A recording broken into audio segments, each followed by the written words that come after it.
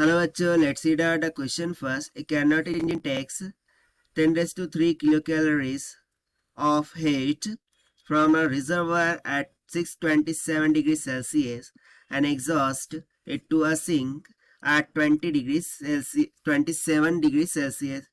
So एक Carnot engine 10 raised to 3 kilocalories heat को reservoir से 627 डिग्री सेल्सियस पर लेता है और उसे एग्जॉस्ट कर देता है सिंक में at temperature 27 degree Celsius.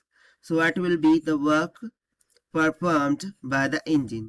So engine के द्वारा किया गया वर्क वो क्या होगा, वो हमें कैलकुलेट करना है. तो चलिए स्टार्ट करते हैं सोल्यूशन से. But before of its let's talk about the key concept which we are going to use here for this question. So Carnot engine में बेसिकली क्या होता है कि देखिए इस तरीके से अरेंजमेंट होती है कि सोर्स होता है, यहाँ पर होता है हमारा हीट इंजन, ठीक है ना. इसको मैंने मान लिया कि हीट इंजन होता है. सो सोर्स से हीट को लिया जाता है और फिर सिंक को दिया जाता है. सोर्स का टेम्परेचर होता है T1, सिंक का टेम्परेचर होता है T2. T1 will be always greater than to T2, हमेशा ग्रेटर होगा, ये आप बात ध्यान में रखिएगा. So source to heat engine जो हीट देता है वो Q1 होती है and heat engine to sink जो हीट देता है वो Q2 होता है. सो इसके अकॉर्डिंग यदि मैं कैरनॉट इंजन के बारे में यहाँ पर लिखूं, for Carnot engine work done, ठीक है, work done this will be equals to जो भी इनिशियल हीट है यानी कि जो सोर्स टू हीट इंजन हमने हीट दी है वो minus of engine to sink heat, इसके सब्सट्रैक्शन की इक्वल होता है.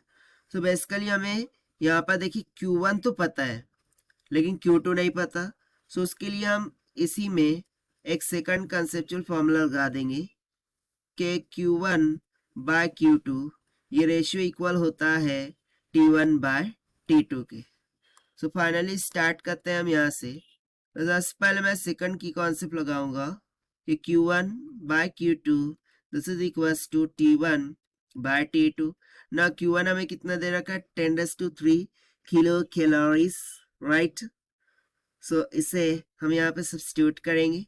But before of its Q2 will be equals to Q1 times of T2 by T1 हो जाएगा. So that will be equals to, now Q1 is nothing but 10⁻³ kilocalories, ठीक है, 10⁻³ kilocalories. सो kilo में है यानी कि again we need to multiply it by 10⁻³. So ये kilo में हो जाएगा, सॉरी कैलोरीज में हो जाएगा. मल्टीप्लाई बाय T2 कितना दे रखा है, ओके यहाँ से T1 T2 कैलकुलेट करना होगा पहले, देखिए कैसे. सो बेसिकली हमें डिग्री सेल्सियस में गिवन है, सो केल्विन में कैलकुलेट करूँ. सो जो हायर टेम्परेचर होता है वही T1 होता है, आपको यहाँ पर सोचने का ज़रूरत नहीं है. यानी कि 627 में हम 273 ऐड कर देंगे, ये हो जाएगा 900 केल्विन, ये आ गया T1. T2 आ जाएगा 27 में 273 के ऐड कर देंगे, ये आ जाएगा 300 केल्विन. अब इसे हम यहाँ पर सब्स्टिट्यूट करते हैं. सो T2 कितना आया है 300 Kelvin, that is lower temperature, divided by higher temperature, that is T1 900 Kelvin.